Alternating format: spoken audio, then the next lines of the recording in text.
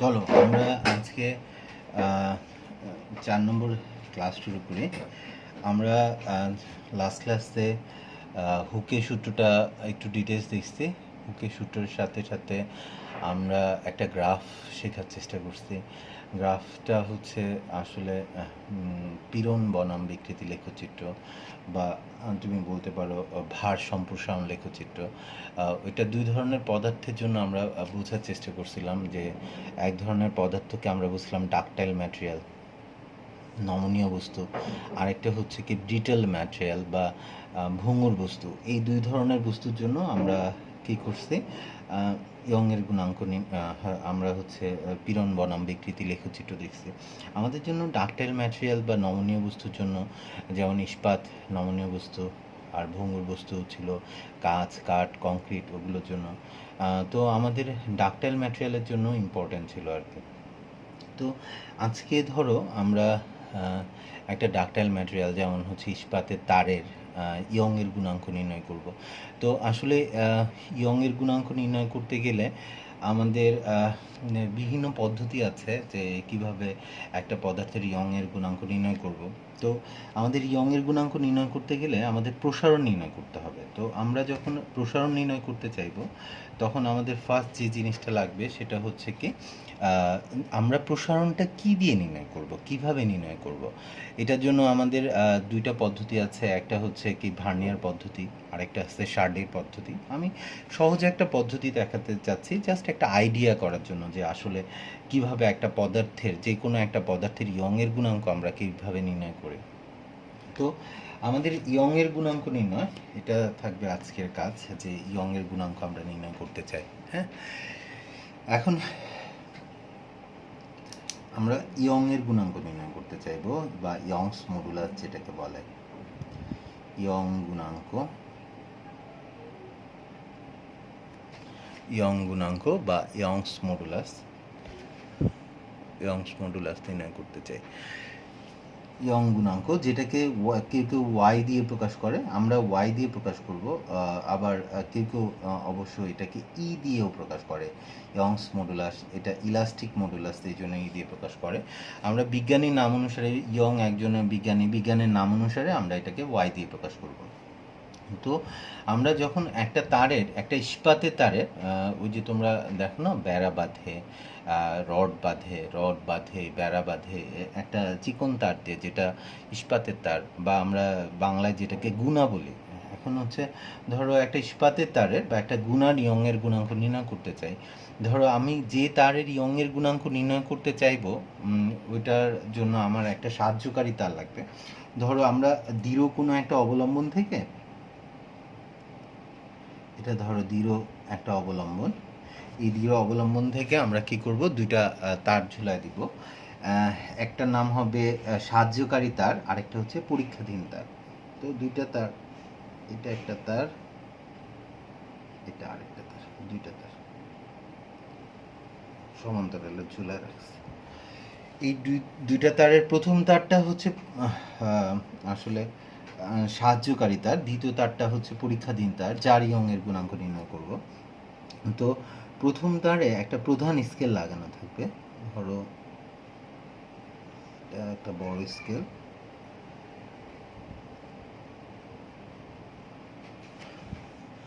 বড় একটা স্কেল লাগানো আছে এখানে। এটা হচ্ছে প্রধান স্কেল।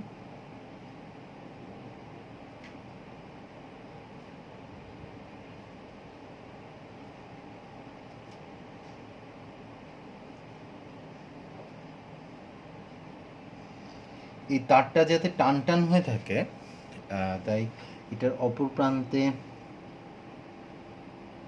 একটা ভারী কিছু একটা ঝুলাই দিতে হবে।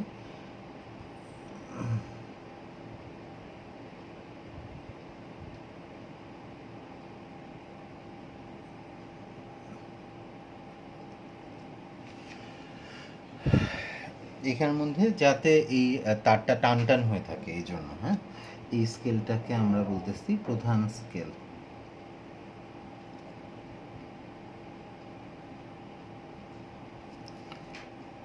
এই বি, এটা হচ্ছে আসলে সাহায্যকারী তার। হ্যাঁ, এই তারটাকে আমরা বলি সাহায্যকারী তার।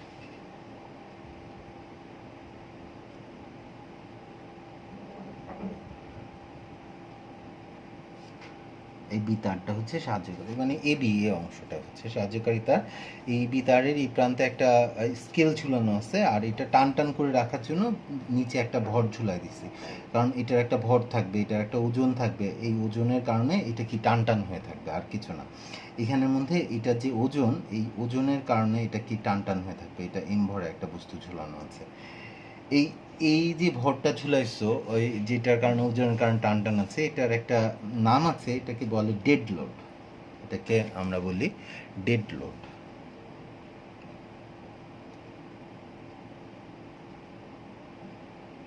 ডেড লোড বলি, মানে লোড, এটা একটা লোড, লোড দিছো যাতে এটা টান টান হয়ে থাকে। সাহায্যকারী তারের প্রধান স্কেলটা আছে। আর এই যে সিডি যে তারটা, এই তারটাকে ওরা বলে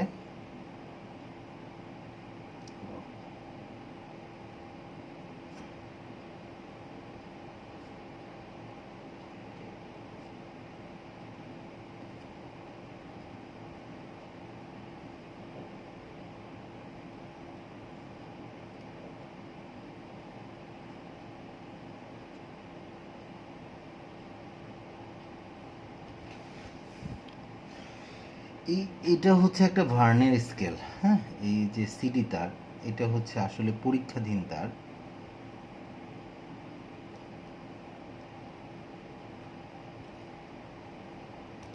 পরীক্ষাধীন তার সিডি তারটাকে পরীক্ষা নেয়, যার ইয়ং এর গুণাঙ্ক নির্ণয় করতে হবে, সেটা হচ্ছে সিডি তার।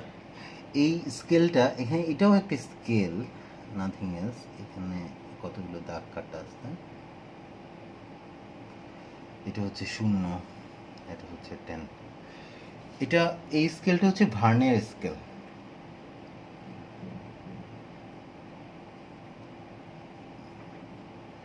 Vernier scale. এখন এই স্কেলটার অপর প্রান্তে দেখো আরেকটা তার দিয়ে ঝুলা, এখানের মধ্যে একটা পাটাতনের মতো আছে। মানে এখানের মধ্যে একটার পর একটা লোড চাপানো থাকে আর কি, একটার পর। এই লোডগুলো বা ভরগুলো, মানে তোমরা হচ্ছে বাটখারা দেখছো না, বাটখারার মতো। তো একটার পর একটা বাটখারার মতো, ধরো 0.5 কেজি বাটখারা, কিন্তু এই বাটখারাগুলোকে তোমাকে যদি দেখায়, তো এই বাটখারাগুলো দেখতে অনেকটা এরকম। এখানে মাঝখানে এরকম গোল করে একটা ফাঁকা জায়গা আছে। তো এই যে এটা, এই বাটখারাটা হচ্ছে 0.5 কেজি, 0.5 কেজি বা 1 কেজি করে বাটখারাগুলো থাকে। তো এই 0.5 কেজি একটা বাটখারা দিলাম, মানে এটা রডের মতো, এই রডের মধ্যে ঢুকায় দেওয়া যায় আর কি বাটখারাটা, যাতে নড়ে না যায়। তারপরে এটার উপরে আরেকটা ঢুকায় দেওয়া যায়, তো একটার পর একটা বাটখারা এখানে বসানো যাবে। তো একটার পর একটা, এই আরেকটা বসালা, তারপর আরেকটা বসালা, এরকম একটার পর একটা কি করতে পারবা, বসায় দিতে পারবা বাটখারা। আর নিচের এটা পাটাতনের মতো, এটাও কি করে যে এটাকে টেনে ধরে আর কি, আর কিছু না। এখানে এমভরে বস্তু চাপাচ্ছ আর কি, বস্তু চাপালে এটার ওজন কাজ করবে কোন দিকে, খাড়া নিচের দিকে, এটার ওজন কাজ করবে, এমজি কাজ করবে কোন দিকে, নিচের দিকে। এটার ফলে এটা টান টান হয়ে থাকবে বা এটা আস্তে আস্তে প্রসারিত হবে, ওটা না হয় দেখবো। তো আসলে মূল দেখো, খুব সহজ যন্ত্র, যে এখানে দুইটা তার আছে, এবি একটা তার, সিডি আরেকটা তার। এবি তারটাকে আমরা বলতেছি সাহায্যকারী তার। এটার একটা প্রান্তে একটা বড় স্কেল বসানো আছে, যেটাকে আমরা প্রধান স্কেল বলবো। এটার অপর প্রান্তে একটা ভর ঝুলা দিছি, জাস্ট এটাকে টান টান করে রাখার জন্য এই ভরটা ঝুলানো হয়েছে, যেটাকে আমরা ডেড লোড বলি। আর এইখানের মধ্যে যেই তারের ইয়ংয়ের গুণাঙ্ক নির্ণয় করতে হবে, সেটা সিডি তার বা পরীক্ষাধীন তার। এই সিডি তারের সাথে একটা ভার্নার স্কেল লাগানো আছে, এটার অপর প্রান্তে একটা পাটাতনের মতো আছে, সেই পাটাতনের উপর বিভিন্ন ওয়েটের বাটখারা দেওয়া যায়। 0.5 কেজি বা দুইটা দিলে 1 কেজি, তিনটা দিলে 1.5 কেজি, এরকম করে তুমি একটার পর একটা ভর চাপাতে পারবে এখানে। এখন ঠিক আছে, এখানে মূল যন্ত্র হচ্ছে এটা। তোমাদের ইয়ংয়ের গুণাঙ্ক কি মনে আসছে কিনা, ইয়ংয়ের গুণাঙ্কের মূল তত্ত্বটা কি ছিল? আমরা ইয়ংয়ের গুণাঙ্ক ওয়াই, ইয়ংয়ের গুণাঙ্ক নির্ণয় করতে চাই। ইয়ং গুণাঙ্ক,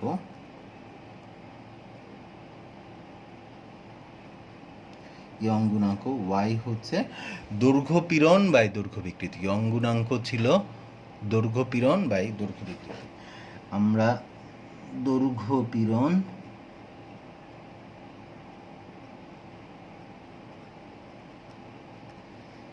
বাই দৈর্ঘ্য বিকৃতি। দৈর্ঘ্য পীড়ন হচ্ছে আসলে এফ বাই এ দৈর্ঘ্য পীড়ন এফ বাই এ, দৈর্ঘ্য বিকৃতি হচ্ছে small L by capital L, এটা ছিল দৈর্ঘ্য পীড়ন বাই দৈর্ঘ্য বিকৃতি। তো এটাকে যদি উল্টা দিই তাহলে ক্যাপিটাল এল উপরে চলে আসবে, এ নিচে চলে আসবে, F capital L A small এল। এখানে এফ ইকুয়াল টু তোমার MG, capital MG, F equal to তোমার এমজি ছিল এমজি এল, আর এ ছিল এই তারের প্রস্থচ্ছেদ ক্ষেত্রফল, এই তারের প্রস্থচ্ছেদ ক্ষেত্রফল হচ্ছে পাই আর স্কোয়ার এল, এটা ছিল।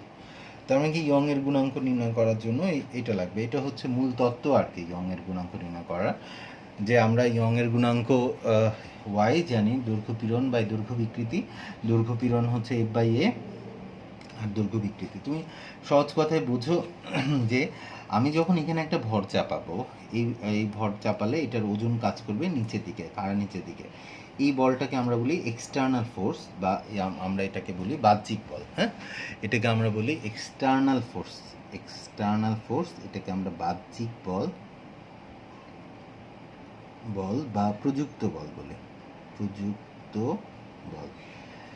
তো এই বলটা প্রয়োগ করলে ও প্রসারিত হবে, ও প্রসারিত হওয়ার ব্যাপারটা একটু যদি বোঝার চেষ্টা করো, যে এই ধরো হচ্ছে আমি প্রথমে কি করতে পারি, যে একটা বড় একটা স্কেল নিয়ে এই সি থেকে ডি পর্যন্ত এটা দৈর্ঘ্য, ভর চাপানোর আগেই আমি এই দৈর্ঘ্যটা মেপে নিতে পারি। সি থেকে ডি পর্যন্ত এই দৈর্ঘ্যটা মাপলো, সিডি দৈর্ঘ্যটা যদি মেপে নাও সেটা হচ্ছে ক্যাপিটাল এল, মানে ক্যাপিটাল এল মানে আদি দৈর্ঘ্য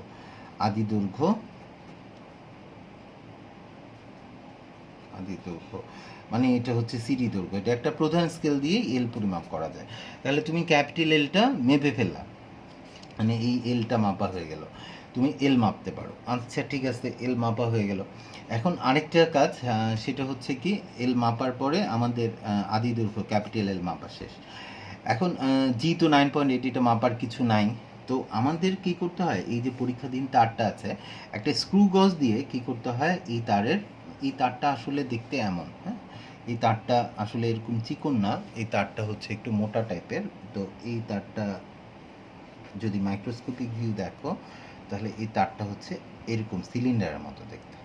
এখন এই যে সিলিন্ডারের মতো, তাহলে এটা হচ্ছে তোমার প্রস্থচ্ছেদ ক্ষেত্রফল, বা এটা হচ্ছে এ।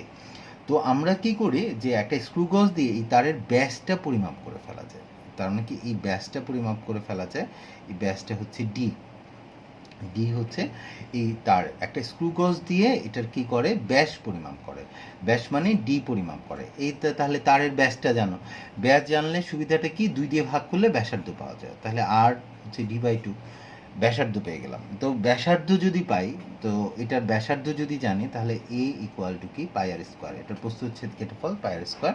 তার মানে কি এটার প্রস্থচ্ছেদ ক্ষেত্রফল পাওয়া যায় পাই আর স্কোয়ার দিয়ে এটার ক্ষেত্রফল পেয়ে যাব। তার মানে কি পাই আর স্কোয়ার কিন্তু বের হয়ে গেছে, তার মানে কি এটাও বের হয়ে যায়। তো একটা মিটার স্কেল দিয়ে এল মেপে ফেললাম, জি এর মান আমি আগে থেকেই জানি, তাহলে রইল কি এম বাই এল। তার মানে কি দেখো এখানের মধ্যে GL by pi R square, ভাই এটাকে যদি এভাবে লিখি, এটা হচ্ছে G L by pi R square M by L. তাহলে সব পরিমাপ করা হয়ে গেছে আমাদের মধ্যে, এই এতটুকু সবগুলোর মান জানি, জি আর পাই আমি এমনি জানি, বা পায়ের স্কোয়ার এটা প্রস্থচ্ছেদ ক্ষেত্রফল, এটা কীভাবে বের করে দেখছি, জি হচ্ছে 9.8, এল হচ্ছে এই তারের দৈর্ঘ্যটা, আর বাকি রইল কি M R small M. M হচ্ছে কি ভর, কত ভর তুমি এখানে চাপাচ্ছ, এই পাটাতনের উপরে কত ভর তুমি দিচ্ছ, আর হচ্ছে এল হচ্ছে কি প্রসারণ। আসলে ভর তো আমি দিচ্ছি কাজে এমনি দেখা যায়, আর এটা কতটুকু প্রসারিত হচ্ছে, ভর চাপানোর পর এটা নিচের দিকে নামবে, এই প্রসারণটা আমরা কীভাবে পরিমাপ করব। তো এই প্রসারণটা যখন পরিমাপ করতে যায় ওরা, তখন তুমি একটা ব্যাপার বুঝছো, যে ভরটা চাপানোর আগে এই জিরোটা প্রধান স্কেলের কোথায় ছিল সেটা আগে দেখা হয়। হ্যাঁ, এই জিরো দাগটা, ভার্নিয়ারের জিরোটা কোথায় ছিল এটা দেখা। তো আমি যখন এখানে ভর চাপাবো, ভর চাপালে ওজনের কারণে এটা কি হবে, প্রসারিত হবে। প্রসারিত হলে এই জিরোটা এখান থেকে দেখা যাবে নিচে নেমে আসছে। এই যে নিচে নেমে আসলো, যে তাহলে কতটুকু আসলো, এই যে প্রধান স্কেলে এখানে ছিল, এখান থেকে কতটুকু আসছে, সেটাই কি করে ভার্নিয়ার স্কেল দিয়ে পরিমাপ করে।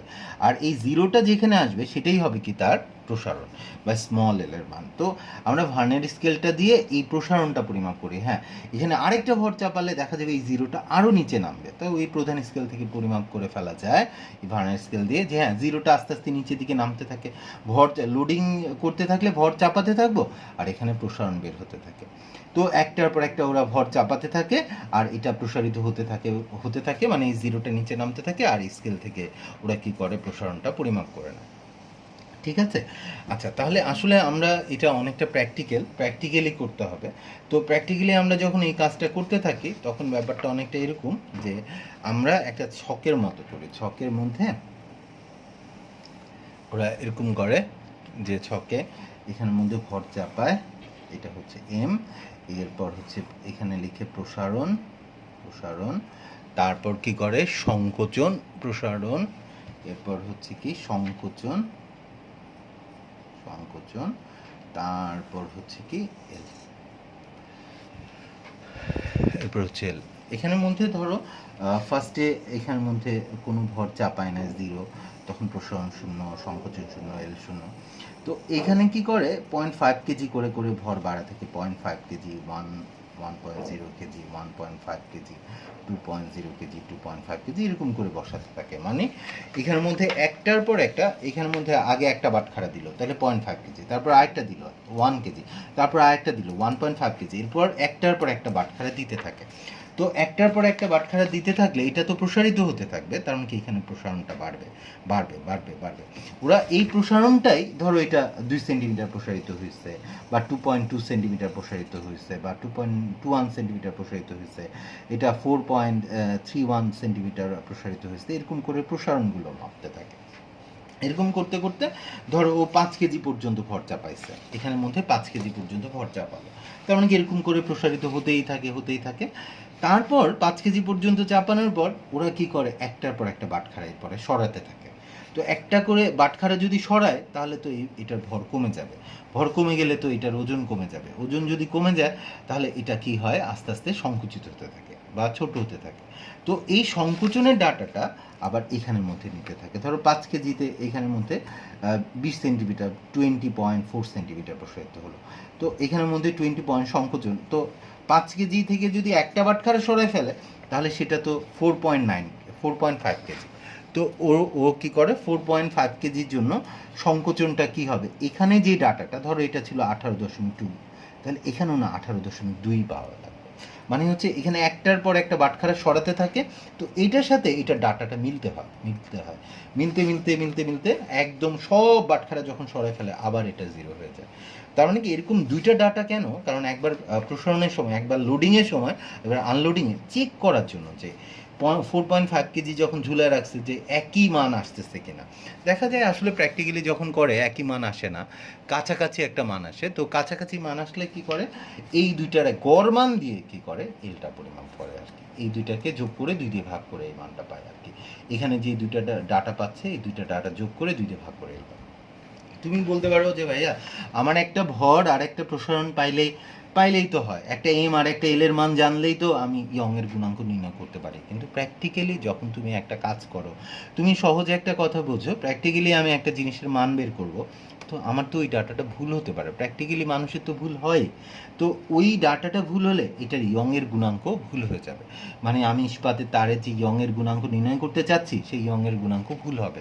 তো প্র্যাকটিক্যালি যখন আমরা কোনো কিছুর ইয়ং এর গুণাঙ্ক নির্ণয় করি কখনো একটা ডাটার উপর আমরা নির্ভর করি না, আমরা 10টা 20টা 30টা এরকম করে অনেকগুলো ডাটা নিয়ে আমরা এখানে প্রসারণের জন্য এখানের মধ্যে অনেকগুলো ভরের জন্য অনেকগুলো প্রসারণ পাই। এখন এই যে ভর আর প্রসারণ পেলাম, তো আমরা এই সবগুলো ডাটাকে ব্যবহার করে m/l এর মান বের করবো কিভাবে, আমরা না একটা গ্রাফ আঁকবো। তো আমরা যদি একটা গ্রাফ আঁকি যে এই ডাটাগুলো এই এম এর মান আর এই এল এর মান, এই মানটা দিয়ে মানে বিভিন্ন ভরের জন্য কি প্রসারণ পাচ্ছি সেটার মান দিয়ে আমি কি করি একটা গ্রাফ আঁকি। তো গ্রাফ আঁকলে এক্স অক্ষে স্বাধীন জিনিসটাকে দিতে হবে। তোমরা লাস্ট ক্লাসে দেখছো এখানে কে স্বাধীন, ভর স্বাধীন না প্রসারণ স্বাধীন, ভর স্বাধীন। কেন, আমি এখানে যত ভর চাপাবো তত এটা কি হবে প্রসারিত হবে, আর এখানে যত বেশি প্রসারিত হবে এই ভর বাড়ালে ওজন বাড়ে দেখে বেশি প্রসারিত হয়, আর প্রসারিত হলে এই তারের ভেতরে কি হয়, একটা ইন্টারনাল ফোর্স তৈরি হয়, এটাও এফ এর মানে সমান বা এটাও এমজি। আসলে এই ইন্টারনাল ফোর্সটাই হচ্ছে এখানে না হয়েছে, আমরা যদিও বাহ্যিক বলটা দিয়ে ওই ইন্টারনাল ফোর্সটা পরিমাপ করি। আচ্ছা ধরো এক্স অক্ষে আমরা দিব কি ভর, কারণ ভরটা স্বাধীন, তো ভরটা থাকবে এক্স অক্ষে, এক্স অক্ষে ভরটা থাকলো, ভর দিয়ে দিলাম এক্স অক্ষে, আর ওয়াই অক্ষে দিয়ে দিব প্রসারণ, ওয়াই অক্ষে প্রসারণ। তো এই ডাটাগুলো দিয়ে 0 0, তার মানে কি এটা মূলবিন্দুগামী হবে। তো এটা না মূলবিন্দুগামী এরকম একটা সরলরেখা পাওয়া যায় যদি এই বিন্দুগুলো এখানে বসাও। আসলে গ্রাফে যখন বিন্দুগুলো বসাও, কিছু এই সরলরেখার মধ্যে পড়ে, কিছু এই সরলরেখার বাইরে পড়ে, বেশিরভাগ এই সরলরেখার মধ্যে পড়ে, কিছু বাইরে পড়ে, কিন্তু সেটা দিয়ে বেস্ট ফিটের গ্রাফ আঁকতে হয়। বেশিরভাগ বিন্দু দিয়ে আমি একটা সরলরেখা পেলে মূলবিন্দুগামী এরকম একটা সরলরেখা পাওয়া যায়। তার মানে কি এই ভর আর এল দিয়ে এরকম ওরা কী করলো, একটা গ্রাফ আঁকলো। এই গ্রাফটা আঁকাই হচ্ছে তোমার কাজ। আর আমাদের যখন মানে কি থাকে, এইটা দিয়ে অঙ্ক আসে যখন পরীক্ষায়, তখন আমাকে এই গ্রাফটাই দেওয়া থাকে, এই গ্রাফটা দিয়ে বলে কি অঙ্কের গুণাঙ্ক নির্ণয় করতে হয়। আমাদের যখন সৃজনশীল কোশ্চেন থাকে, এই গ্রাফটা দিয়ে বলে যে হ্যাঁ এটা দিয়ে তুমি কীভাবে এই অঙ্কের গুণাঙ্ক নির্ণয় করবা। প্র্যাকটিক্যালি আমি যদি জানি আসলে ইয়ংয়ের গুণাঙ্ক কিভাবে নির্ণয় করে, তখন এই গ্রাফ দেওয়া থাকুক আর যাই দেওয়া থাকুক, আমি ইয়ংয়ের গুণাঙ্ক নির্ণয় করতে পারবো।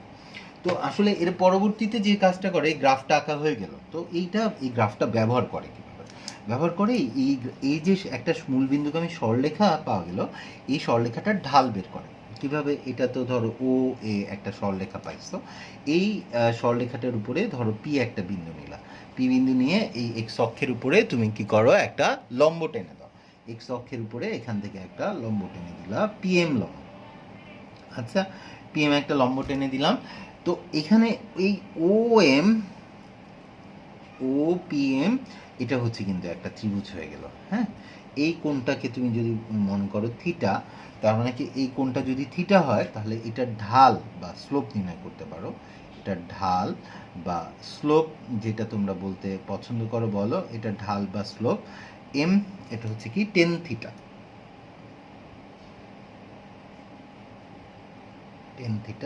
টেন থিটা আর কিছুই না, লম্ব বাই ভূমি, তাহলে PM by OM tan theta. এটা ঢাল বের করে ফেলবো, এটা ঢাল টেন থিটা হবে কি পিএম বাই লম্ব বাই ভূমি, মানে পিএম বাই ওএম। এখন এই পিএমটা আসলে কি এল, আর ওএমটা কি, ওএমটা তো এম, তাহলে এইদিকে ভর দিয়েছিলাম না, আচ্ছা সরি এটা পিএম বাই ওএম না বলে কিউ, ভরের সাথে মিলে যাচ্ছে, তাহলে P Q by O Q লিখি, P Q by O Q, কারণ এম দিয়ে ভর বুঝেই তো, তার মানে কি পি কিউ বললাম, এটা তার মানে কি লম্ব বাই ভূমি, লম্বটা হচ্ছে এখানে প্রসারণ আর ভূমিটা হচ্ছে এখানে ভর, তার মানে কি পি কিউ হচ্ছে তোমার এল আর ও কিউ হচ্ছে কি এম। এখন দেখো তোমার এখানে ইয়ংয়ের গুণাঙ্কে আমার ক্যাপিটাল এল জানতা, পায়ের স্কোয়ার জানতা, এম বাই এল জানতা, কিন্তু তোমার এখানে লাগবে কি এল বাই এম লাগবে, এল বাই এম মানে ঢাল বের করলে বের হয় কি এল বাই এম।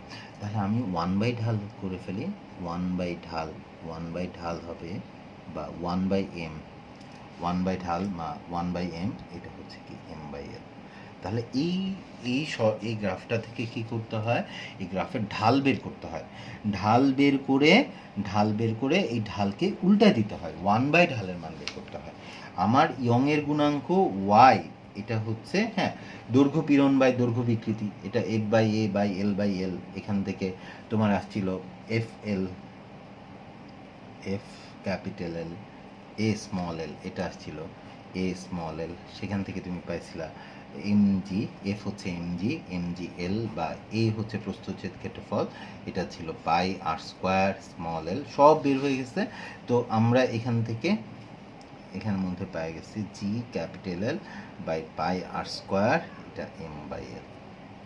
তো এখানের মধ্যে এদের মান আমি আগেই জানি, আর এম বাই এল এটা আমি শিখে ফেলছি কি এটার ওয়ান বাই ঢাল। তো এই ওয়ান বাই ঢালের মান এখানে বসানো হয়, তার মানে কি এখানের মধ্যে G capital L by pi R square into one by ঢাল, এটাই হচ্ছে কি ওয়ান বাই ঢালের মানটা এখানে বসে দিলে ওই ইস্পাতের তারের ইয়ংয়ের গুণাঙ্ক। তো এখানে ওয়ান বাই ঢাল যা পাইছি সেই মানটা ওয়ান বাই স্লোপ বা ওয়ান বাই ঢাল জিএল বাই পায়ের স্কোয়ার ইন্টু ওয়ান বাই ঢাল। তো এরকম একটা গ্রাফ দিয়ে এইটাকে বলে এল বনাম এম লেখচিত্র, মানে এক্স অক্ষে এম থাকবে, ওয়াই অক্ষে এল দিবে। এটা দিয়ে যদি বলে ইয়ংয়ের গুণাঙ্ক নির্ণয় করতে একটা ইস্পাতের তার বা যে কোনো একটা তারের ইয়ংয়ের গুণাঙ্ক নির্ণয় করতে, তাহলে ইয়ংয়ের গুণাঙ্ক হবে GL by pi square into 1 by ঢাল। মানে এটা ঢাল শুধু বের করতে হবে। এল তোমাকে দেওয়া থাকবে উদ্দীপকে, আর দেওয়া থাকবে, আর ব্যাসার্ধ সবসময় দেওয়া থাকবে এমন না, ব্যাস দেওয়া, তারের ব্যাস দেওয়া থাকতে পারে, ব্যাস দেওয়া থাকলে 2 দিয়ে ভাগ করে ব্যাসার্ধ বের করে ফেলবো, ব্যাস। এভাবেই নাকি করে যে কোনো একটা তারের ইয়ংয়ের গুণাঙ্ক নির্ণয় করে। যে কোনো একটা তারের আমরা ইয়ংয়ের গুণাঙ্ক নির্ণয় করতে পারবো। আচ্ছা, যে কোনো একটা তারের ইয়ংয়ের গুণাঙ্ক নির্ণয় করতে পারবো। তো আমাদের এই ইয়ংয়ের গুণাঙ্ক নির্ণয় করা শিখে গেলে তোমরা, যেমন আমাদেরকে প্রায় বলে যে, যেমন এখানে বলা আছে ইয়ংয়ের গুণাঙ্ক, যেমন এখানের মধ্যে বলা আছে এই যে তাৎপর্য, যেমন একটা ইস্পাতের তারে, যেমন এখানে দেখো তাৎপর্য বলা আছে যে ইস্পাতের তারের ইয়ংয়ের গুণাঙ্ক, ইস্পাতের ইয়ংয়ের গুণাঙ্ক 2 × 10⁻11 নিউটন পার মিটার স্কোয়ার বা প্যাসকেল। এটার মানে কি? এটার মানে আমরা ধরো ইস্পাতের তারের বের করতে চাচ্ছিলাম, তার মানে কি আমাদের ইয়ংয়ের গুণাঙ্কটা এমন আসবে 2 × 10⁻11 নিউটন পার মিটার স্কোয়ার। এটা কিন্তু অনেক বেশি, কারণ ইস্পাতের তার তো এটাকে টেনে লম্বা করতে অনেক বেশি বল লাগে। মানে আমাকে প্রায় দুই নম্বরের জন্য যে কোনো তাৎপর্য আসে যে ইস্পাতের তারের ইয়ংয়ের গুণাঙ্ক 2 × 10⁻11 নিউটন পার মিটার স্কোয়ার বলতে আমরা কি বুঝি? এটা বলতে বোঝায় যে 1 মিটার স্কোয়ার প্রস্থচ্ছেদ ক্ষেত্রফল বিশিষ্ট ইস্পাতের দণ্ডের দৈর্ঘ্য বরাবর 2 × 10⁻11 নিউটন বল প্রয়োগ করা হলে দৈর্ঘ্য বৃদ্ধি আদি দৈর্ঘ্যের সমান হবে। মানে আমি 1 মিটার স্কোয়ার প্রস্থচ্ছেদ ক্ষেত্রফল বিশিষ্ট, আমি যে তারটা নিচ্ছি এই তারের প্রস্থচ্ছেদ ক্ষেত্রফল যেটা, মানে এই তারটাকে একটু মাইক্রোস্কোপ দিয়ে দেখলে যে আড়াআড়ি কাটলে যে ক্ষেত্রফলটা হয়, যেটাকে আমরা বলি প্রস্থচ্ছেদ ক্ষেত্রফল, আমরা ইস্পাতের তারের ইয়ংয়ের গুণাঙ্ক ওয়াই এটা পাচ্ছি 2 × 10⁻11 নিউটন পার মিটার স্কোয়ার, এটা পাচ্ছি ইস্পাতের তারের ইয়ংয়ের গুণাঙ্ক। এই কথাটার অর্থ হচ্ছে, আমি ধরো হচ্ছে একটা তার নিলাম, এই তারের 1 মিটার স্কোয়ার ক্ষেত্রফল বিশিষ্ট প্রস্থচ্ছেদ ক্ষেত্রফল বিশিষ্ট একটা তারে আমি যদি কি করি 2 × 10⁻11 নিউটন বল প্রয়োগ করলে এই তার আদি দৈর্ঘ্য, এটার দৈর্ঘ্য যদি 10 মিটার থাকে, এখন এটার প্রসারণও 10 মিটার হবে। এটা যদি 5 মিটার থাকে, এটার প্রসারণ 5 মিটার থাকলে এটা 5 মিটার প্রসারিত হবে। তাকে যদি 2 × 10⁻11 নিউটন বল প্রয়োগ করো, তাহলে সে তার দৈর্ঘ্য প্রসারণটা তার আদি দৈর্ঘ্যের সমান হবে। কত নিউটন বল প্রয়োগ করলে? 2 × 10⁻11 নিউটন বল প্রয়োগ করলে। এটার মানে হচ্ছে, বা এটা তাৎপর্য প্রায় পরীক্ষা আসে, তুমি এই তাৎপর্যটা মনে রাখবা, বই থেকে পড়ে নিবা আর কি। হ্যাঁ, তাৎপর্য যে কোনো বইয়ের মধ্যে আছে, ইসাক স্যার, শাহজাহান তপন স্যারের বইয়ে, মানে তাৎপর্য এগুলো শাহজাহান তপন স্যারের বই থেকে পড়তে হয়, সংজ্ঞা, তাৎপর্য এগুলো। আচ্ছা, যাই হোক, তোমরা এখন নিশ্চয়ই বুঝে যাচ্ছ যে ইয়ংয়ের গুণাঙ্ক আসলে আমরা কিভাবে নির্ণয় করি।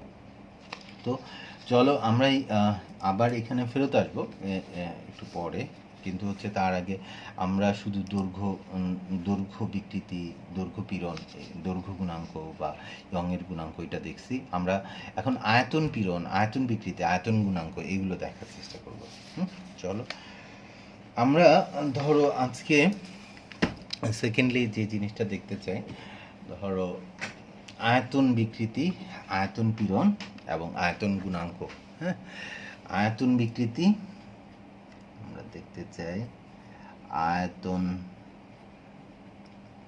কারণ একটা জিনিস আগে বিকৃত হতে হবে, দেন আয়তন বিকৃতির কারণে যে পীড়নটা হবে আয়তন বিকৃতি। আয়তন বিকৃতি আমরা যেটা দেখতে চাই সেটা হচ্ছে কি আয়তন বিকৃতি। এখন আয়তন বিকৃতি, আয়তন পীড়ন, আমরা আয়তন পীড়ন দেখতে চাই।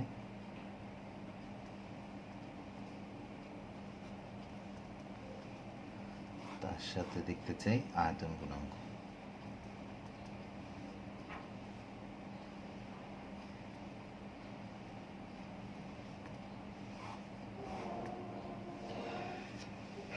আয়তন বিকৃতি এটাকে আমরা সাধারণত বিকৃতিকে তোমাদের বই বাংলায় লিখছে ভলিউমেট্রিক স্ট্রেইন বলে, বিকৃতি তো স্ট্রেইন, পীড়ন হচ্ছে স্ট্রেস। আয়তন বিকৃতিকে আমরা সাধারণত অ্যাপসাইলন ভি অর ইভি দিয়ে প্রকাশ করি, হ্যাঁ, অর ইভি এটা দিয়ে প্রকাশ করি, অ্যাপসাইলন ভি বা ইভি দিয়ে প্রকাশ করি। আয়তন পীড়ন এটাকে আমরা সাধারণত সিগমা ভি অর কি দিয়ে প্রকাশ করি, আর টাও ভি দিয়ে প্রকাশ করব। আর আয়তন গুণাঙ্ক যেটা, আয়তন গুণাঙ্ক এটাকে আমরা বি বাল্ক মডুলাস বি অথবা কে দিয়ে প্রকাশ করি, বি অথবা কে দিয়ে প্রকাশ করি। আচ্ছা, যাই প্রকাশে কিছু যায় আসে না। ধরো আমরা আয়তন বিকৃতিটা ফার্স্টে দেখি। ধরো ভাইয়া যদি এরকম করি যে এই যে একটা ধরো গোলক, এটা একটা গোলক নিয়ে নিলাম, হ্যাঁ, এই গোলকটার আয়তন, এটা ধরো একটা গোলক, সুষম একটা গোলক, এই গোলকটার আয়তন হচ্ছে ভি, গোলকটার আয়তন ভি, গোলকের আয়তন ভি, এটার ব্যাসার্ধ যদি আর হয়, আর ব্যাসার্ধ হলে ভি হচ্ছে 4/3 পাই আর কিউব, এটা হচ্ছে এই গোলকটার আয়তন। আচ্ছা, এই গোলকের পৃষ্ঠে আমি কি করলাম, বল প্রয়োগ করলাম, বাইরে থেকে বল প্রয়োগ করছি।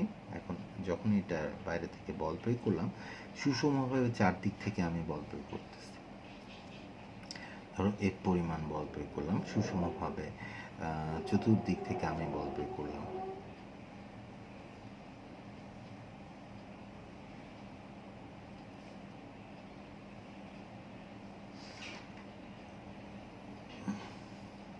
সুষমভাবে চতুর্দিক থেকে তুমি কি করলা, এর পরিমাণ বল প্রয়োগ করলা। তো স্বাভাবিকভাবে এটা হচ্ছে কিন্তু তোমার এক্সটার্নাল ফোর্স, তুমি যে বলটা এখন প্রয়োগ করলা, ধরো 100 নিউটন বল প্রয়োগ করছো, এটা কিন্তু তোমার বাহ্যিক বল বা প্রযুক্ত বল, হ্যাঁ। এই বলটা, এখানে যে বলটা প্রয়োগ করতেছো, এটা কিন্তু এফ এক্সটার্নাল, হ্যাঁ, এফ এক্সটার্নাল, মানে হ্যাঁ এফ এক্সটার্নাল, এটা হচ্ছে কি বাহ্যিক বল, এটাকে আমরা বলি বাহ্যিক বল, বা এই বলটা আমি প্রয়োগ করছি বাহ্যিক বল, বা এটা হচ্ছে আমার প্রযুক্ত বল, বাইরে থেকে আমি বলটা প্রয়োগ করছি।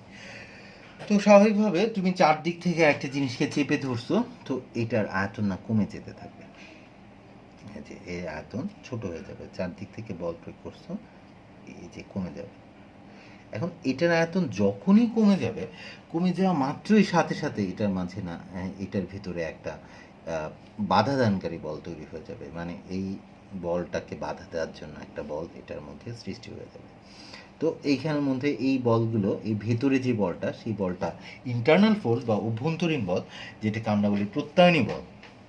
তো আসলে প্রথম দিকে হয় কি, এই বলের মানটা অনেক কম থাকে, বাইরে থেকে তুমি যে বল, বাহ্যিক বলের মানটা বেশি থাকে, তার মানে কি এই বলটার মান কম, এই বাইরের বলটা বেশি, তার মানে কি এটা আরও সংকুচিত হবে, তো এটা আরও ছোট হলো, তো এরকম করে ছোট হতে থাকে। কিন্তু ও যতই ওর আয়তনটা কমে যেতে থাকে, তত না এই ইন্টারনাল ফোর্সটার মান বাড়তে থাকে, তো এরকম করে ছোট হতে থাকে, এই প্রত্যয়নী বলের মান আরও বাড়তে থাকে, তো আরও ছোট হতে থাকে, আরও ছোট হতে থাকে, তো একটা সময় কমতে কমতে কমতে কমতে কমতে সে এমন একটা আকার পায়, যে আকারটা পেলে এই ভেতরে যে ইন্টারনাল ফোর্সটা ছিল, ধরো এরকম একটা আকার পেয়ে গেছে। এখন এই আকার পাওয়ার পর এখানে যে ইন্টারনাল ফোর্সটা সৃষ্টি হয়েছে, এই ইন্টারনাল ফোর্সটা বাহ্যিক বলের সমান হয়ে গেছে। এই ভেতরে যেই বলটা সৃষ্টি হয়েছে, এই বলটার মানটা যত ছোট হয়, এই বলটার মান বাড়তে থাকে, বাড়তে বাড়তে বাড়তে বাড়তে এই অভ্যন্তরীণ বলটা, এটাও এফ, এটার মানও কত, এফ এর সমান হয়ে যায়, মানে এটা হচ্ছে এফ ইন্টারনাল, এটাকে আমরা আসলে এটার মানও এফ হয়ে যায়, মানে এই বলটার মান যখন এটা সমান হয়ে যায়, তখন এটা আর ছোট হয় না। এখানে মনে রাখতে হবে, এটা শুধু আয়তনটা কমে গেছে, আয়তন কমে গেছে, কিন্তু এটার আকার কোনো পরিবর্তন হয় না। শুধু আয়তন কমছে, কিন্তু আকারের কোনো, এটা গোলক ছিল, আগেও গোলক ছিল, এখনও এটা গোলক আছে, এটার আকারের কোনো পরিবর্তন হয় নাই, শুধুমাত্র এটার কি হয়েছে, আকারের পরিবর্তন হয় নাই, শুধুমাত্র এটার আয়তনটা ছোট গেছে, আয়তন কমে গেছে। আয়তন কমে গেছে, আয়তন কমে যাওয়ার ফলে এখানের মধ্যে ইন্টারনাল ফোর্স তৈরি হয়েছিল।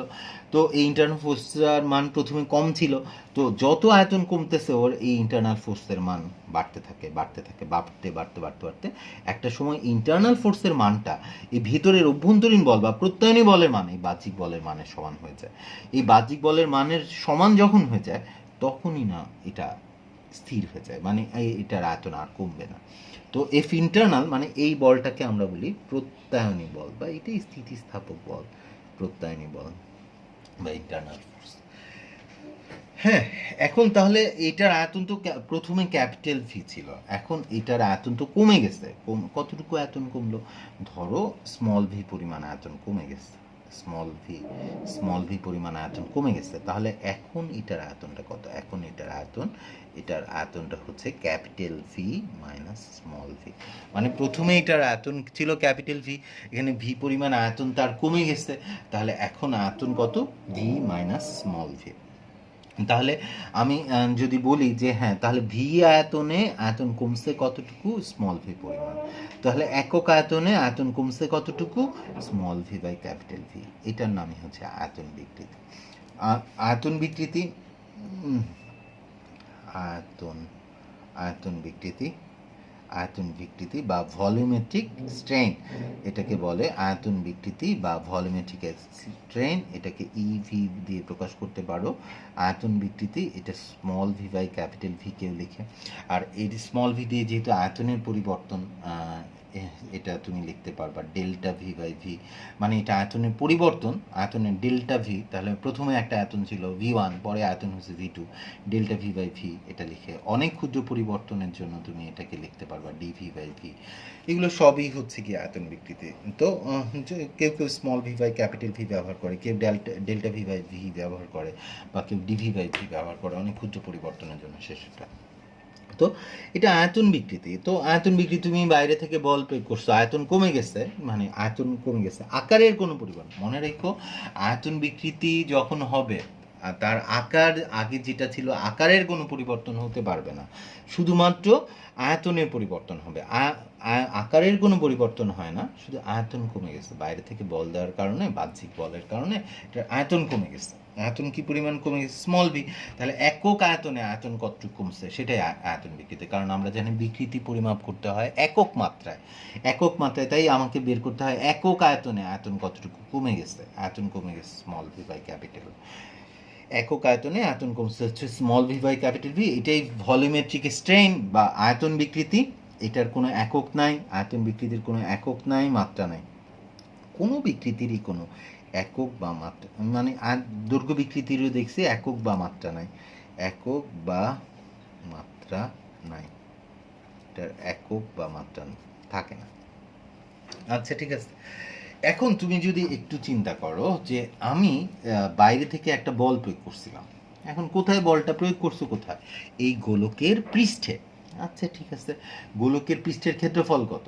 হ্যাঁ, গোলকের পৃষ্ঠের ক্ষেত্রফল যদি বের করতে যাও 4πr² হচ্ছে গোলকের পৃষ্ঠের ক্ষেত্রফল। এই গোলকটার পৃষ্ঠে তুমি বল প্রয়োগ করছো। এখন তাহলে এই ক্ষেত্রফলে লম্বভাবে তুমি কি পরিমাণ বল প্রয়োগ করছো? এই ক্ষেত্রফলে লম্বভাবে প্রযুক্ত বল হচ্ছে এফ, এটা হচ্ছে এক্সটার্নাল ফোর্স দিয়ে যদি বল। তাহলে একক ক্ষেত্রফলে লম্বভাবে প্রযুক্ত বল কি হবে? এফ বাই এ। তো এই একক ক্ষেত্রফলে যে লম্বভাবে প্রযুক্ত বল, এটাকেই না আমরা কি বলি? চাপ। এটা প্রযুক্ত বল, এটাকে আমরা বলি কি? চাপ পি, এটা হচ্ছে এফ বাই এ। হ্যাঁ, ঠিক আছে। প্রেশার, চাপের একক কি ছিল? নিউটন পার মিটার স্কোয়ার ছিল বা প্যাসকেল ছিল, something like that. Newton per metre square বা প্যাসকেল, এটা ছিল চাপ। হ্যাঁ, যে এখন এই ক্ষেত্রফলে লম্বভাবে প্রযুক্ত বল হচ্ছে এফ, তাহলে একক ক্ষেত্রফলে লম্বভাবে প্রযুক্ত।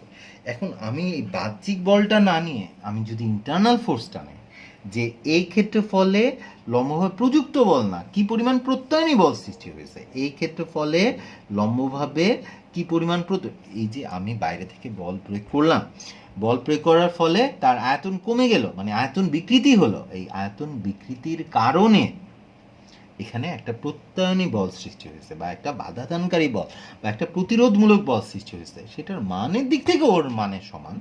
এই ক্ষেত্রফলের মধ্য দিয়ে লম্বভাবে, এই ক্ষেত্রফলের মধ্যে লম্বভাবে কি পরিমাণ প্রত্যয়নী বল সৃষ্টি হয়েছে? এফ পরিমাণ। তো একক ক্ষেত্রফলে লম্বভাবে কি পরিমাণ প্রত্যয়নী বল সৃষ্টি হয়েছে? এফ বাই এ। এই এফটা কিন্তু বাহ্যিক না, এই এফটা ছিল এক্সটার্নাল ফোর্স, প্রযুক্ত বল, এক্সটার্নাল ফোর্সটা। আর এই এফটা মানের দিক থেকে ওই মানের সমান, কিন্তু আসলে এটা তো এই অভ্যন্তরীণ বলটা, ইন্টারনাল ফোর্সটা বা প্রত্যয়নী বল। একক ক্ষেত্রফলে লম্বভাবে কি পরিমাণ প্রত্যয়নী বল সৃষ্টি হয়েছে? M by A. এটার নাম হচ্ছে স্ট্রেস, এটার নাম হচ্ছে পীড়ন। এই পীড়নটা কেন তৈরি হয়েছে? আয়তন বিকৃতির জন্য তৈরি হয়েছে। আয়তন বিকৃতির কারণে এই পীড়নটা তৈরি হয়েছে দেখে এটার নাম হচ্ছে আয়তন পীড়ন। এটাকে আমরা বলতেছি আয়তন পীড়ন বা ভলিউমেট্রিক স্ট্রেস বা আয়তন পীড়ন। এটাকে সিগমা দিয়ে প্রকাশ করতে পারো, সিগমা ভি, আর এটাকে লিখতে পারো টাও ভি, যেটা তোমার লিখতে ইচ্ছে করে। এটা এফ বাই এ। এটার এককও নিউটন পার মিটার স্কোয়ার হবে, বা newton per metre square or pascal, যেটা লিখতে চাও তাই হবে। তো আয়তন পীড়ন মানে বাহ্যিকভাবে দেখলে চাপ আর আয়তন পীড়ন দেখতে মনে হয় একই জিনিস, কিন্তু আসলে এটা এক জিনিস না। তোমরা সবাই মোটামুটি আয়তন পীড়ন আর আয়তন বিকৃতিটা বুঝে ফেলছো, তাই তো?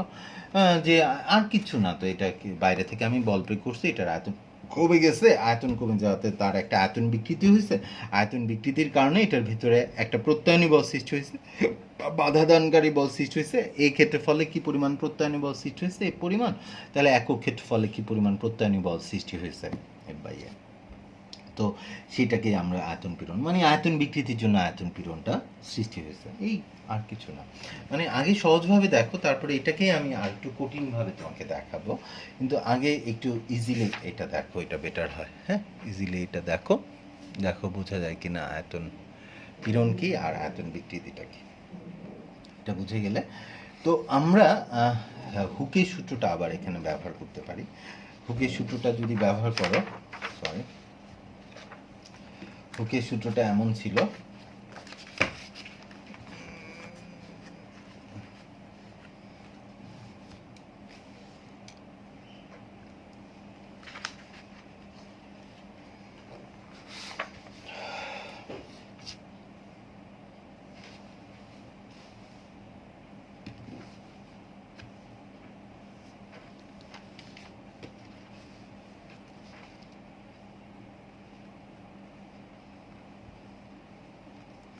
হুকের সূত্র ছিল স্থিতিস্থাপক সীমার মধ্যে পীড়ন বিকৃতি সমানুপাতিক।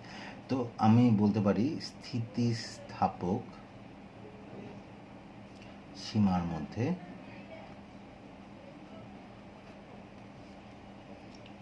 আয়তন পীড়ন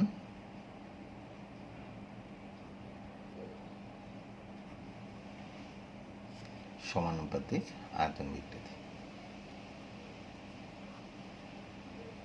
এটা বলা যেতে পারে। স্থিতিস্থাপক সীমার মধ্যে আয়তন বিকৃতি সমানুপাতিক। তো আয়তন পীড়ন যদি আয়তন বিকৃতি সমানুপাতিক হয়, তাহলে আয়তন পীড়ন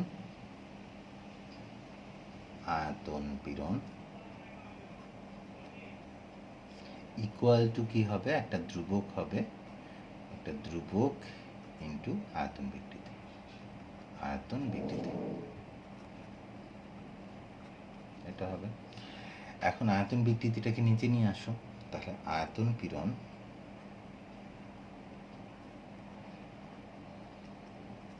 বাই আয়তন বিকৃতি, এটা কি হবে? একটা ধ্রুবক। এখানে যে ধ্রুবকটা, এটার নাম হচ্ছে আয়তন গুণাঙ্ক। এটাকে ওরা বলে আয়তন গুণাঙ্ক, বা এটাকে আমরা বলি বাল্ক মডুলাস। বাল্ক হচ্ছে আয়তন, বাল্ক মডুলাস, আয়তন গুণাঙ্ক বা বাল্ক মডুলাস। বা এই ধ্রুবকটাকে বাল্কের বি দিয়ে প্রকাশ করে কেউ কেউ।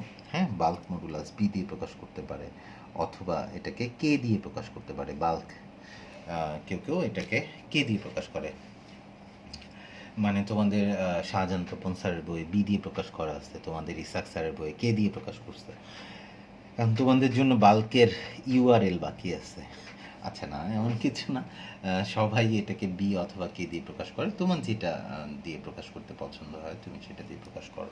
বাল্ক মডুলাস, এটা আয়তন গুণাঙ্ক বি। এখন আয়তন গুণাঙ্ক বি এটা হচ্ছে আমরা বলতে পারবো আয়তন পীড়ন, আয়তন পীড়ন বাই আয়তন বিকৃতি, পীড়ন বাই আয়তন বিকৃতি।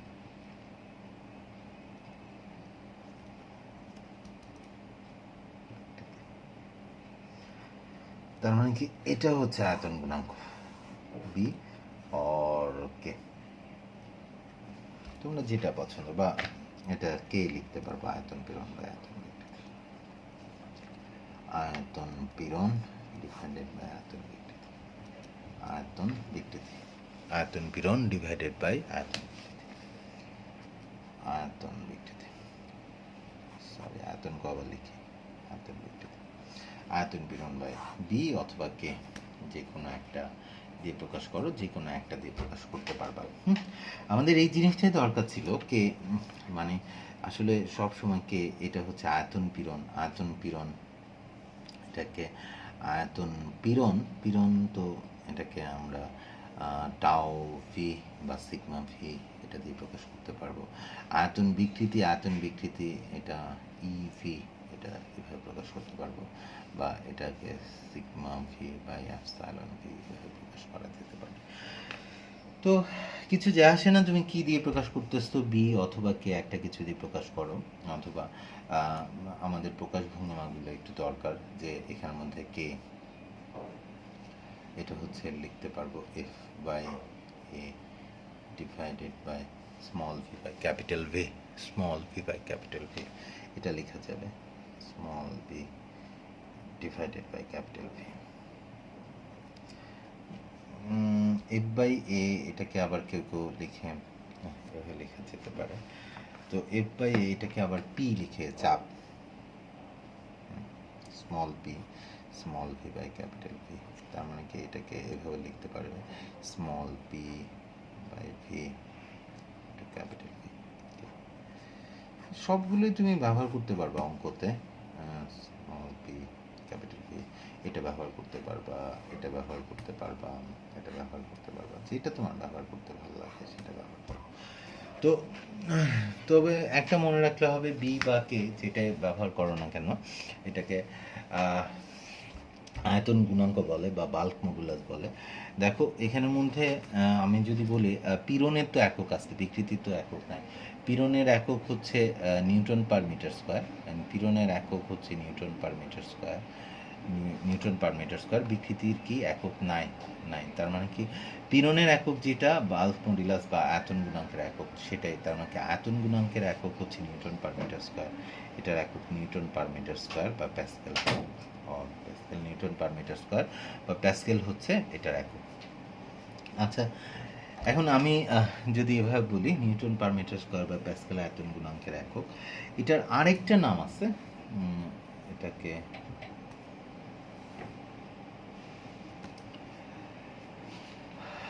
আয়তন গুণাঙ্ক, হ্যাঁ এটাকে সংনম্যতা বলে, হ্যাঁ সংনম্যতা, আয়তন গুণাঙ্কের আরেকটা নাম হচ্ছে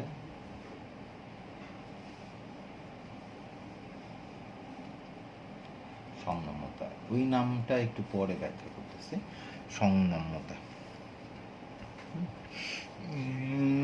আচ্ছা সংনম্যতা বা কম্প্রেসিবিলিটি বলে এটাকে। আচ্ছা এখানে না একটু ঝামেলা, ঝামেলাটা কোথায় এটা একটু যদি ভালো করে বুঝতে চাও তাহলে আবার আমাকে একটু ছবিতে ফেরত যেতে হবে, ছবিতে যদি আবার ফেরত যাও তাহলে একটা জিনিস বুঝতে পারবা।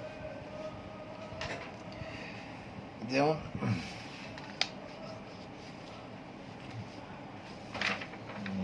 এই যে এই ছবিটা, এখানে আবার আমি একটু ফেরত আসতেছি, একটু নোটেশনগুলো আমি চেঞ্জ করে দিচ্ছি, হ্যাঁ ওই ছবিটাই আরেকবার, তো ওই ছবিটায় যদি আরেকবার বলি যে আমার এখানের মধ্যে প্রথমে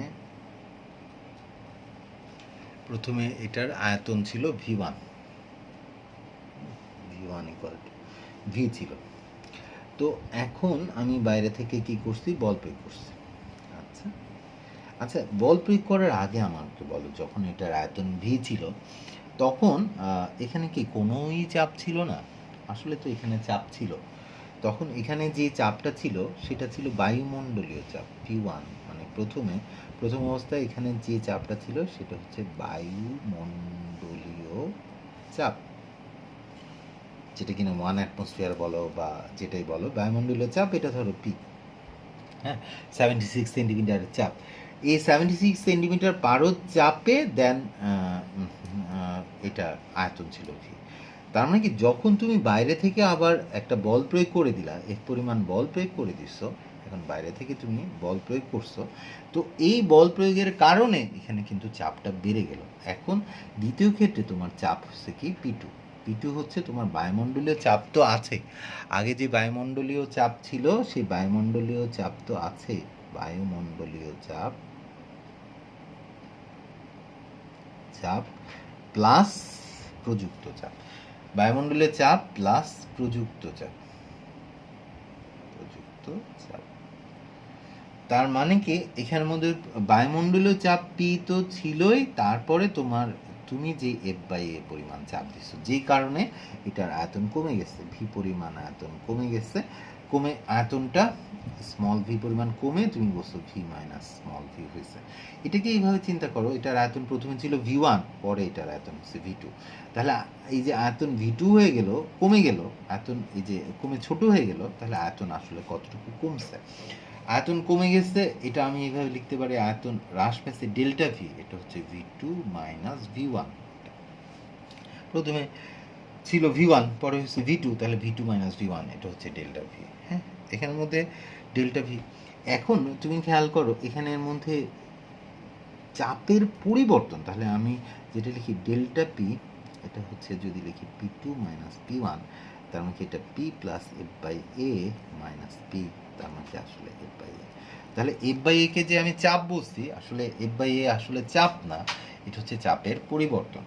তাহলে সেকেন্ডলি আমি আয়তন গুণাঙ্ক B, যেটা তুমি লিখছো আয়তন পীড়ন F/A বাই আয়তন বিকৃতি ডেল্টা V/V, এটা কারণ V আয়তনে আয়তন কমছে কতটুকু, তুমি যদি হিসাব করো, V আয়তনে আয়তন কমছে ডেল্টা V পরিমাণ, একক আয়তনে আয়তন কমছে কি ডেল্টা V/V, তার মানে কি এটাই হচ্ছে কি তোমার আয়তন বিকৃতি ডেল্টা V/V। আর তুমি আয়তন পীড়ন যেটাকে বলছো সিগমা V, এটা হচ্ছে F/A মানের দিক থেকে আমি এটাকে বলতে চাচ্ছি ডেল্টা P মানের দিক থেকে, তাহলে F/A হচ্ছে ডেল্টা P, তার মানে কি এটা ডেল্টা P, এটা হচ্ছে ডেল্টা V ইন্টু V। তার মানে কি আয়তন গুণাঙ্ক B বা K একটা লিখলেই হয়, delta B by delta V into V, এটা লিখতে পারো তুমি আয়তন গুণাঙ্ক। এখন এখানের মধ্যে ওই আগের জিনিসটাই আসছে, এর আগে আসছে small v into capital V। Small p দিয়ে চাপের পরিবর্তন বোঝায়, আসলে স্মল v দিয়ে আসলে আয়তনের পরিবর্তন বোঝায়, আর ক্যাপিটাল V দিয়ে আসলে আদি আয়তনটা বোঝায়।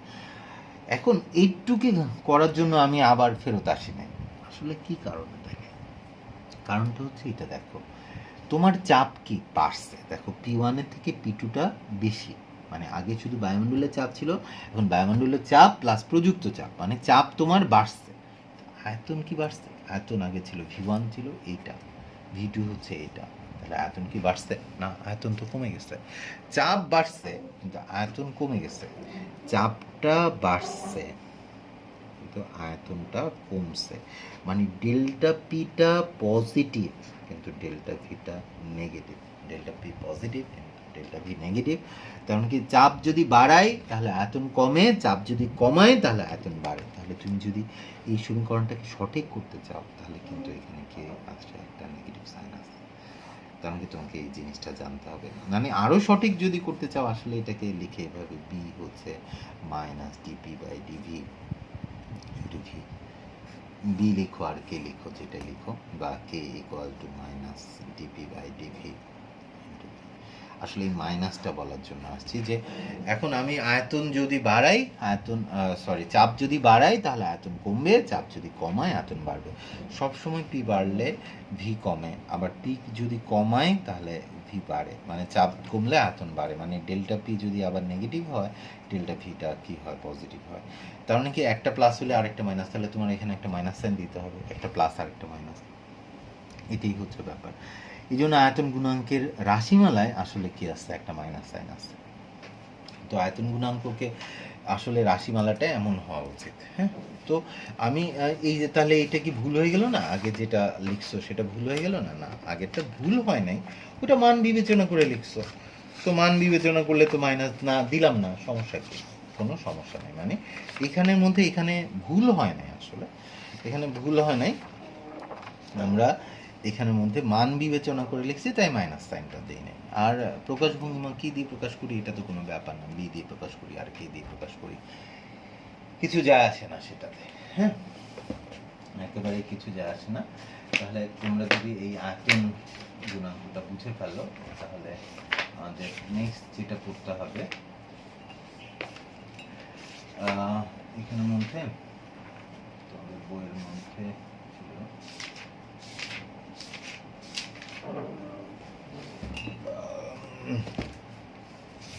যেমন আমরা সবগুলো যেমন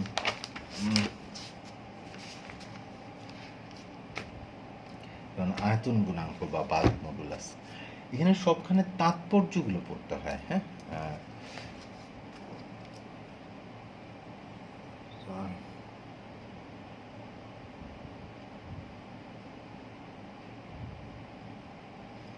তাৎপর্য।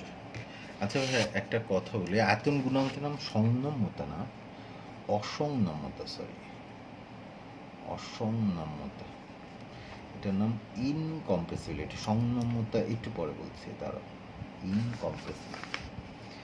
ইনকম্প্রেসিবিলিটি, এটার আরেকটা নাম হচ্ছে অসংনম্যতা। হ্যাঁ, আয়তন গুণাঙ্কের আরেকটা নাম সংনম্যতা না কম্প্রেসিবিলিটি, না ইনকম্প্রেসিবিলিটি,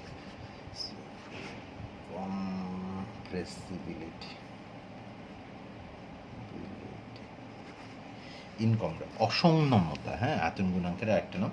কেন এরকম হয়েছে একটু পরে বলে দিচ্ছি।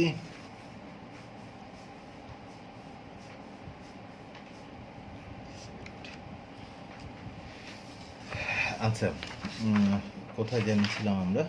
ও, মনে পড়ছে। এখানের মধ্যে দেখো আয়তন গুণাঙ্ক, আমাদের এখানের মধ্যে দেওয়া আছে আয়তন গুণাঙ্কের তাৎপর্য। যেমন পারদের আয়তনের গুণাঙ্ক, পারদের আয়তন গুণাঙ্ক 2.8 into 10⁻10 newton per metre square বলতে বোঝায় পারদের একক আয়তন বিকৃতি সৃষ্টি করতে এর প্রতি 1 মিটার স্কোয়ার ক্ষেত্রফলে এত নিউটন বল প্রয়োগ করতে হবে।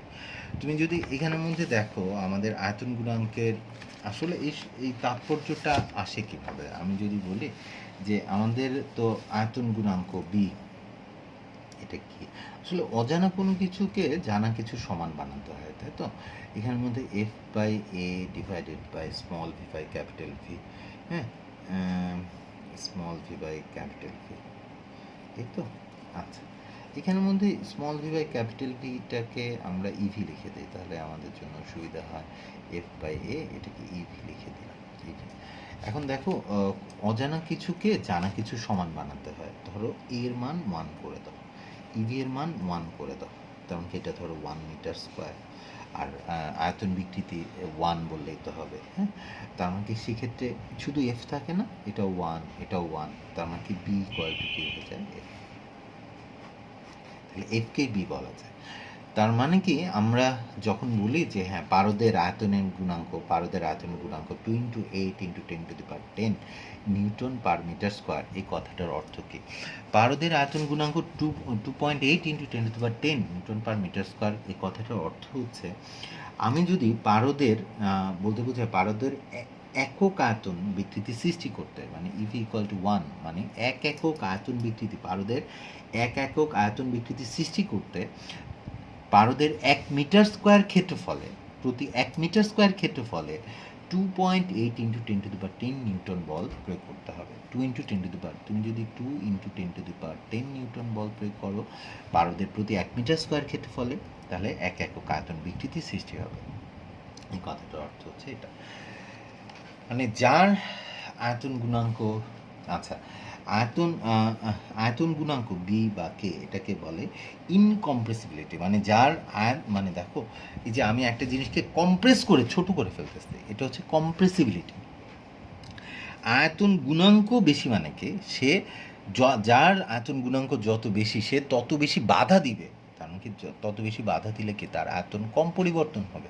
যেমন দেখো কঠিন পদার্থের কি আয়তন পরিবর্তন করা অনেক কঠিন, তরলের আয়তন পরিবর্তন করা মোটামুটি কঠিন, আর গ্যাসের কি ইচ্ছা মতো তুমি কি আয়তন পরিবর্তন করতে পারো।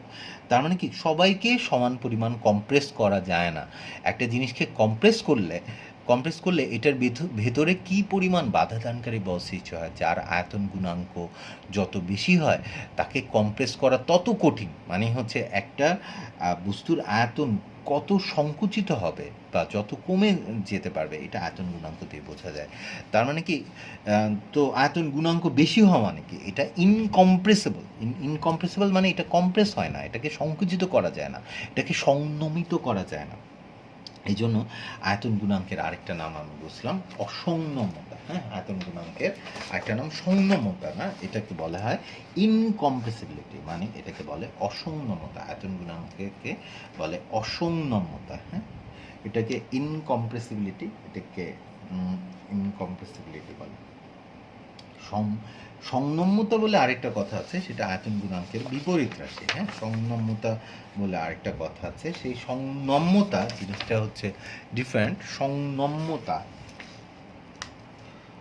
সংনম্যতা সংনম্যতা এটা সংস্কৃত আর কি। সংনম্যতা সংনম্যতা সংনম্যতা সংনম্যতা সংনম্যতা সংনম্যতা কম্প্রেসিবিলিটি।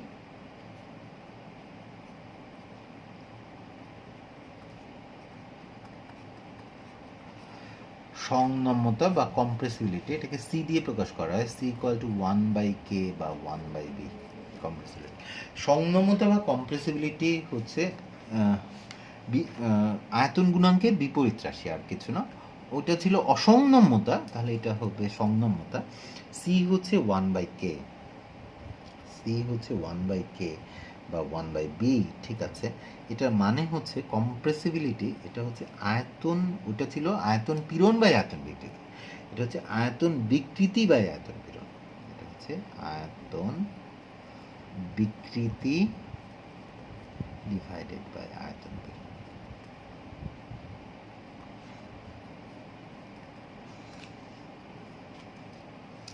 তার মানে কি আয়তন বিকৃতি, দেখো সংনম্যতা বা কম্প্রেসিবিলিটি কখন বেশি হবে, যখন আয়তন বিকৃতি কত বেশি হবে। আয়তন বিকৃতি কার বেশি হয়? গ্যাসীয় পদার্থের আয়তন বিকৃতি বেশি হয়। গ্যাসীয় পদার্থ সংকুচিত বা সংনমিত করা যায়, ইচ্ছা মতো সংকুচিত করা যায়, তাহলে তার আয়তন, যার আয়তন বিকৃতি যত বেশি হয় তার সংনম্যতা বেশি, তাহলে তার অসংনম্যতা কম, মানে আয়তন গুণাঙ্ক কম। তাহলে এখন তুমি খেয়াল করো, তাহলে ধরো গ্যাসি পদার্থকে সংনম্যতা বেশি, কোনো কিছুর মানে এটা বিপরীত রাশি, মানে কি তো সংনম্যতা যদি বেশি হয়, তাকে যদি সংকুচিত করা যায়, তাহলে ভাইয়া কি অসংনম্যতা তার কম হবে। কারণ কি অসংনম্যতা মানে কি আয়তন গুণাঙ্ক কী হবে, তার কম হবে। তো এটা দেখো মোটামুটি বুঝতে পারছো কিনা।